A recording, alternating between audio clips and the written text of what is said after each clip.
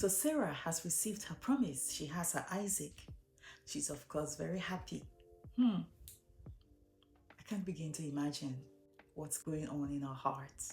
Seeing herself at that age, holding a baby, after giving up, after everything around you has been telling you that this can never happen. And there she is, holding that baby, suckling that child. I can't even begin to imagine what's going on through her heart. But you know, that's usually what happens when God visits you. You can't even explain. You're looking and you are like, is this really happening? My family and I had been waiting on the Lord for years to make a big move from where we were.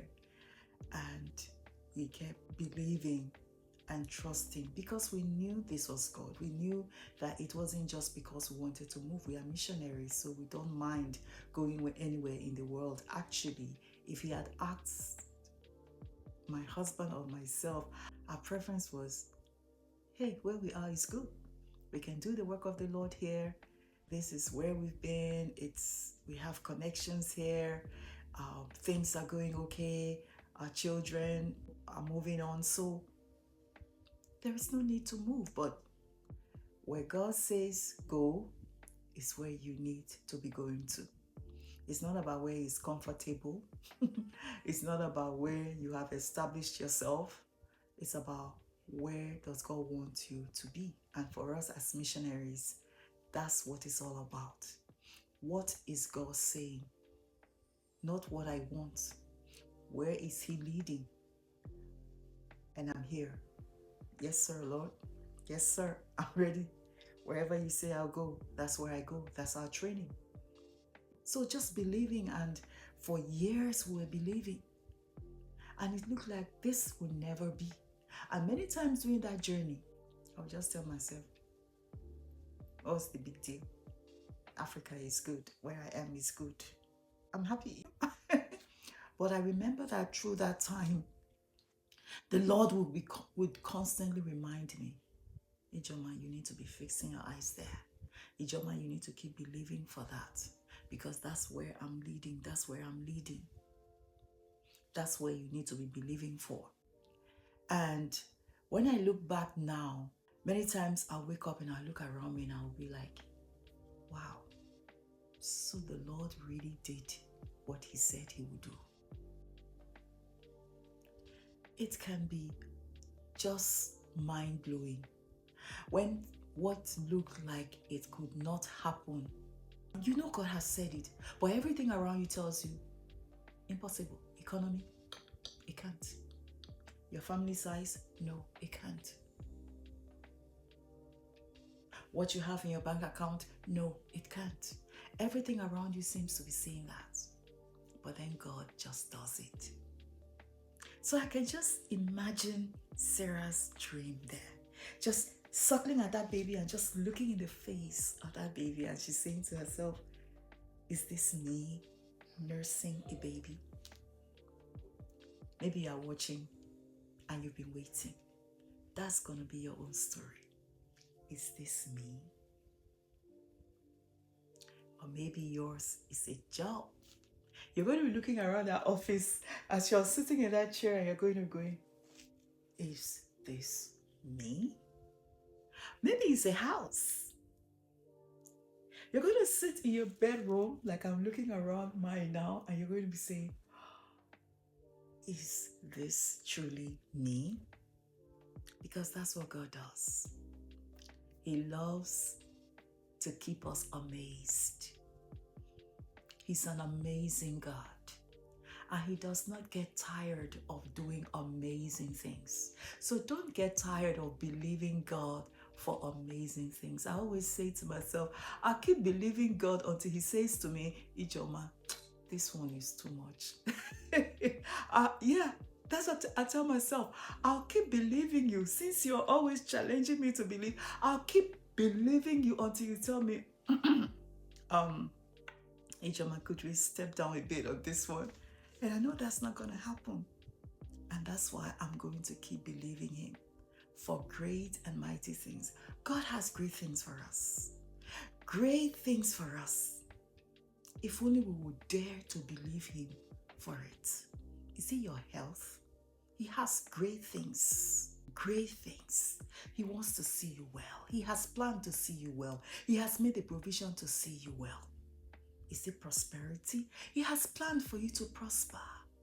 If God can bless those who don't even have a relationship with him, what more about his own children? But will you dare to believe him for it? So Sarah is here, holding her bundle of joy, just happy. And she goes on to nurse her baby for 3 years or so. And then at the end of this time, Abraham decides to hold a feast to mark the winning of Isaac. And everyone is dancing and celebrating, and it's just a very festive time. Honestly, only a wicked person would not be rejoicing at this time. It would take a sadist not to be rejoicing with this 93-year-old woman at this time. But unfortunately, the scripture says that in the midst of that atmosphere of rejoicing, Sarah looked and she saw Ishmael. That Ishmael that has caused so much problem for her once peaceful home. I mean, I believe they were still living in peace, but I want to imagine it could never have been the way it was when it was just her and her husband, Abraham. So those of us who are thinking of getting 2 wives, think carefully before you take that step. Because many of us are beginning to say, you know, in the Bible, there are people who had one or more than one wife. Ask yourself, how am I doing with this one wife before you think of the second wife? Ask yourself again, what exactly do I want with the second wife that my first wife is not giving to me? We are not saying it's not possible. We are not saying you don't have the liberty. Like Paul would say, you can do everything, but not all of them is necessary. You can do whatever you want, but not everything is necessary. Is it really necessary? Does it mean that much to you that you are willing to give away your peace? So that was just by the way. Think before you take that step. Anyway, back to our story. Sarah looks and she sees Ishmael after all the mess, all the situation that they caused. And he's mocking her son. Sarah's like, what? After I even let you stay after all this, now in my time of joy, now in this season where God has visited me, you can't even rejoice with me. You are actually mocking what God has done. Sarah said, I won't have it. She went to Abraham and said, get this slave and her son out. Get them out, because he's not going to share the inheritance with my son. It looks like Sarah wouldn't have minded initially. But when she saw what happened in that space, I can imagine that they must have been doing it since Ishmael started growing, because it doesn't look like Hagar changed much. I mean, if her son was still behaving like this, that means she was still feeding this into his mind, feeding the whole negativity thing, or the contempt, feeding him, because otherwise Ishmael by himself wouldn't have done that. I say it again, children only bring out what you put in there. If you train your child to love people and your child sees you loving people, being kind to people, that's exactly how that child will relate to people. If the child sees you relating to everyone the same, he doesn't see you show partiality, you don't segregate, you don't do that, the child will follow you in doing that. And if you are generous, the child will follow you in being generous. So when you see children do something else, they are getting it from somebody. If it's not from the home, maybe it's from the school. And that's why as a parent, you need to be watching. If you see something that you know, this is not from me, you need to get on it immediately, find out where it's coming from, and do everything you can to cut it off so your child doesn't grow with it. You need to sit with that child, find out, where did you hear this? Who told you this? Why did you say that? Where did you hear that from? And find a way to stop that supply so that it doesn't get infused into your child, because it looks like that's what's happened to Ishmael here. That he would be mocking his brother. One would have thought, oh, have a brother. The excitement that he now had a brother. But no. Maybe because his mom had been telling him, you are the heir. You're going to be the heir. You're going to own everything.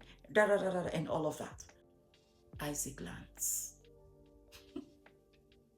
And things began to change because she understood. Hagar understood that the madam has had the heir. There can be only one heir. Except, of course, among us, the people of God, we are all joint heirs with Christ. Isn't that amazing? But there can be only one heir. And so now, Isaac became the target because they suddenly knew that that prestigious place that they were all swagging about had been taken. So they were now attacking Isaac. And Sarah saw it and said, I won't have that. No, he has to leave. They have to leave. Now, someone looking at it will think, oh, that's so unkind. Oh, I know, as a mom, I feel for Hagar myself. It was just an unfortunate situation that she found herself in that. But I also know that if Hagar had been a good person, maybe the story would have been different. After all, she was not the first woman, the first servant to have a child with the man of the house. Jacob had the servants of his wives who had children for him. We didn't hear this story. So this was just a personality thing. And sometimes that's just it. Personality, character. I look at Hagar and I just think she just had her own issues. Because there was nothing that stopped her from living in that house. And even with all that had happened, probably didn't even need to happen as it happened. But she was an Egyptian. And that's why when the Bible tells us, when God tells us, don't go marrying from other places. Marry a believer. Someone that you both understand what you believe. You all believe the same thing. Your ideologies on faith, which should guide your values, they are the same. And you say, oh, it doesn't matter, I can marry from anywhere. Every person, everywhere, every religion, everybody has what they believe. And because we believe the truth as people of God, we are the enemy. So if you go marrying anywhere else, it's only going to be a big problem. Like Solomon, going to marry all those women from different places. The problem wasn't that he had many wives. After all, David also had plenty of wives. He had a lot of wives. They didn't lead David astray. Solomon, on the other hand, was just marrying women from, the Bible says, all these places where they were worshipping other gods. And eventually, those women convinced him to start worshipping their gods. Look, let's not overlook the power of emotions. When you get emotionally involved with someone, it's difficult to resist that person. Look at Samson. The same with Samson. So you can say, oh, we are in love, but I'm not going to follow her to wherever she goes to or wherever he goes to, I'll make sure I'm still in church, but we're just going to have this relationship. It's not going to work. Don't deceive yourself. It will not work. That's what the Lord said specifically to the children of Israel. Don't marry from these other people, not because they were not human beings, because they worshipped other things. They had rituals that were anti-God. And if you follow them, you will be influenced into doing those things. And God says, I hate those things because they are terrible. Sacrificing sons and daughters, doing all kinds of ritualistic stuff. God says, I don't like those things. I hate them. Don't marry them for that reason. Not because they were not human beings. After Rahab came out, those who came out from some of those places like Rahab, like Ruth, and they came and sought refuge in the Lord, what did he do? They were received. He didn't send them back. And God has not stopped that. If you come out from those places, worshiping all those gods and all those things, and you come to worship, he does not send you. He doesn't cast you out. No. He will receive you. But it looks to me here that Hagar, even though she had been taken away from Egypt for over 10 years, and now this is like 17 years later, Hagar was still very, very much into whatever she believed. It shows that she still had not embraced this God of Abraham or her mistress. And for me, that became her own undoing. It's not that God doesn't like human beings. God doesn't like the things that our sinful natures do. The evil. And those evil can only be overcome when we come to Jesus. So when someone doesn't have that nature, there is nothing much that God can do with that person. You can't listen. The Bible says those that are in the flesh, they can't worship. They can't even listen to God. They can't obey God. It's impossible. They may have the laws here, the commandments here, but because the heart is still sinful, they can't obey God. So Hagar couldn't. And so sending her away was the best thing. Otherwise, they would have kept fighting in that home. Just like Paul said in Galatians, where the free and the bondwoman constantly fighting. That's a picture of one who has the Spirit of God and one who does not. There's the constant strife.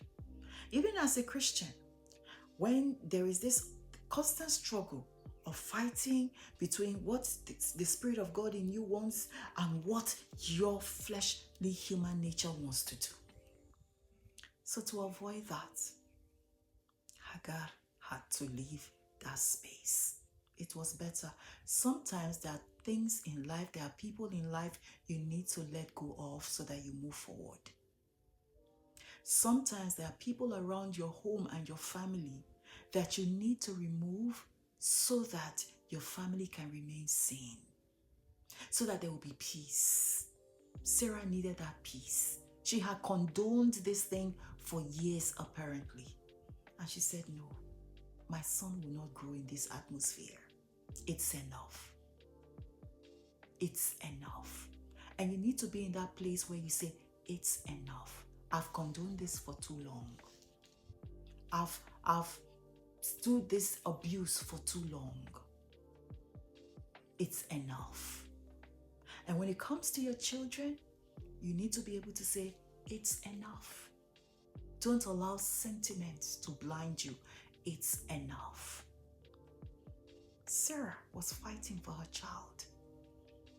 My child can grow up in this environment. No, I could condone it as an adult.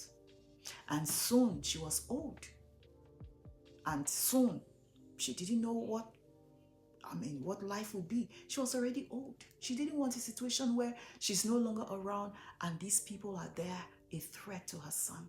No. As parents, you need to fight for your home. You need to make sure that anything that threatens the sanity, the peace of your home, deal with it. Get rid of it. Get rid of it. So that your children grow. Your relationship with your husband keeps flourishing. If Hagar had remained in that home with Ishmael, it would have been an issue. Even Abraham trying to, which one? Hagar, they will keep thinking, oh, my son came first. Even though this is the heir, there would have been that constant strife. Sarah said, no, it's enough. Get rid of her. I don't know what that thing is that you've been dealing with. You know you need to get rid of it. You know you need to do something about it, but you keep making excuses. Well. Whatever you don't deal with will eventually deal with you. You know, that's what happened to the children of Israel. The enemies they did not drive out from the portions that God gave to them, those enemies became thorns in their flesh. And so that issue you refuse to deal with now can become a thorn in your flesh. Don't compromise your peace. Don't compromise the sanity of your home, your family, the well-being of your child, your marriage. Don't compromise it because of sentiments. What will people say? They will think I'm really bad. Oh, when you leave it there and you lose your sanity, those same people will be talking. So what do you want them to talk about? At least you have your sanity, your home, your family, your job, and every other thing, or lose it all because you don't want them to talk, and then at the end of the day, you still lose your sanity. Because whatever you don't deal with will eventually deal with you. But you can stand up like Sarah and say, it's enough. I'm not doing this again. I am not doing this anymore. It's enough. This has to stop. You either do what I want or you get out. You must be in that place. You must be ready to take a step for your own advance, for your peace, for the peace of your home, the peace of your company. Maybe yours is a job and you've just been condoning it. Look, I've had it. I've had it. The scripture says, drive out the mocker and strife will cease. That's exactly what Sarah did. Yep. When she told Abraham, he didn't want to. He was sad because Ishmael was also his son. But the Lord told him, listen to your wife, because it's through her son that the promise is coming. Listen to her. So the very next morning, after that encounter with God, Abraham gave Hagar water, bread, the son. Bye. And they left. It's sad, isn't it?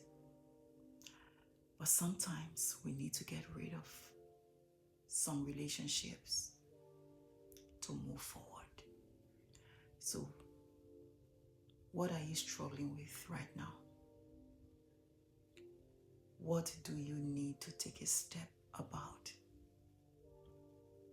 What decision do you need to make now so that you can have your peace back, so that you can move forward?